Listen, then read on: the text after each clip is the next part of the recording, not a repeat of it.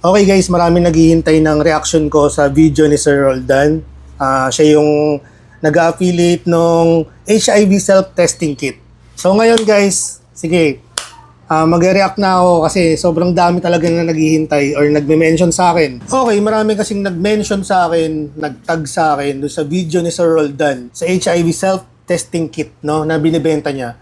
Si Sir Roldan ay isang affiliate dito sa TikTok. Meron siyang nakasagutang isang medtech na hindi ko naman gustong iba si Sir Roldan. Gusto ko lang mag-comment, no? Kasi nga marami naghihintay ng opinion ko or ng reaction ko sa nangyari, no? So sa mga hindi po nakakilala sa akin, ako po si Mighty Mike, isang content creator na medical technologies dito sa social media. Actually, doon sa video ni Sir Roldan na parang dinelete niya na ata yun. Nag-comment kasi yung isang medtech na parang ini-educate niya. Nagtatanong siya. Parang ang naging reaction ni Sir Roldan ay, ano naman kung medtech ka? Yun yung sinabi niya. Hindi naman lahat alam mo. Actually, hindi naman talaga lahat alam naming mga medtech. Pero guys, lilinawin ko lang sa inyo na kung usaping HIV, kaming mga medtech, ilang taon namin pinag-aralan yan. Mas alam namin yan guys. Kaya sa usapin na yan, hindi nyo pwedeng basta-basta questionin kung anong alam namin dahil kaming mga medical technologies, kami ay yung mas trained na gawin yan, na i-process yan, na mag-release ng result niyan.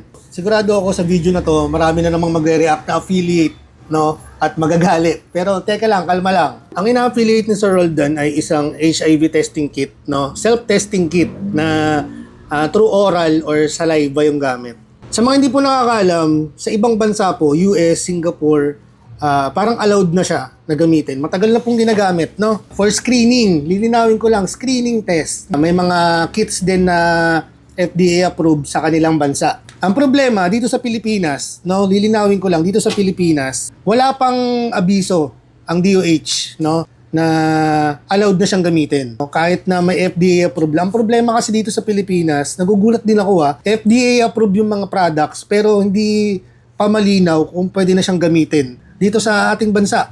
Kasi hindi pwedeng ibig sabihin na ginagamit na sa ibang bansa, dapat gamitin na rin dito kasi kanya-kanyang bansa, merong patakarang sinusunod. Lilinawin ko lang po kasi nag-evolve ang technology natin guys, no? Meron na talaga na through oral or saliva para ma-detect positive or reactive ka ba sa HIV. Ito lilinawin ko lang sa inyo, no? Ako hindi naman ako against. Gusto magsarili, no? Mag-test ng mga ganyang product for screening test kasi alam ko naman, tama naman si Sir Roldan na may mga taong nahihiya pumunta sa mga health center, sa mga hub, no? Pero guys, ako personally as a medical technologist, lalo na nagtatrabaho ko sa health center, no?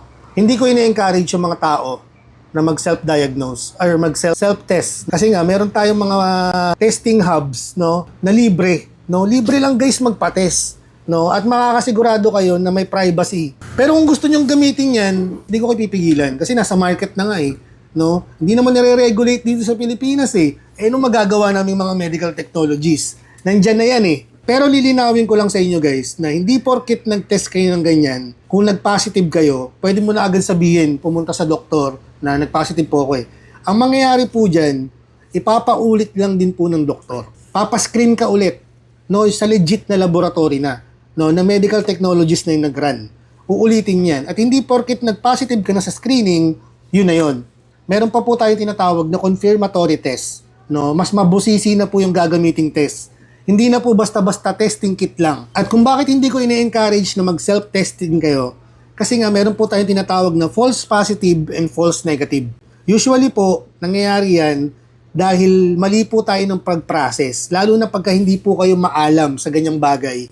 Usually, pwede mag-false positive or mag-false negative. Yun ang problema dito sa Pilipinas. Karamihan sa mga nag-a-affiliate, to naman, no, hindi nila nililinaw yon. Hindi sila nag-i-educate ng tama mag-test kayo ng sarili. Dahil merong mga testing hubs, may mga health centers, merong mga programa na libre lang po magpa-test. Pwede kayong pumunta doon sa legit na mabibigyan kayo ng resulta na medical technologies ang gumawa. Dahil pag doon po kayo nagpagawa, no, mag-guide kayo ng maayos. Ma-orient po kayo kung anong tamang gagawin. Kung sakaling mag-positive man kayo, dapat nating itigil na ang stigma tungkol sa usapin na yan. Siguro pag nag-affiliate kayo guys, no, mas mabuti na sabihin nyo yung mga false positive or false negative, no, na hindi nyo in-encourage kasi nga may posibilidad na magkamali sila. At uulitin ko lang, hindi ibig sabihin na nag-negative ka dyan. Negative ka na talaga kasi hindi mo sure Di ba? Hindi mo alam kung naran ba yan sa quality control, na quality check ba yan. Ito lagi kong sinasabi. Kaya hindi ako nag-affiliate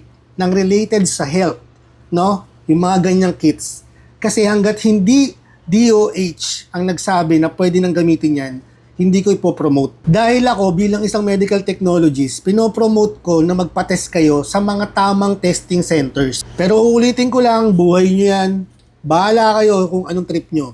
Pero ito lang mga sabi ko, kung sakaling mag-positive man kayo, ipapaulit lang din po yan. Dahil kaming mga medical technologists lang po talaga ang trained na gumawa niyan. So yun lang guys, wag na nating iba si Sir Roldan. Inamin niya naman na may mali siya. So yun lang, this is Mighty Mike and I'm out. Sana may natutunan kayo sa video na to.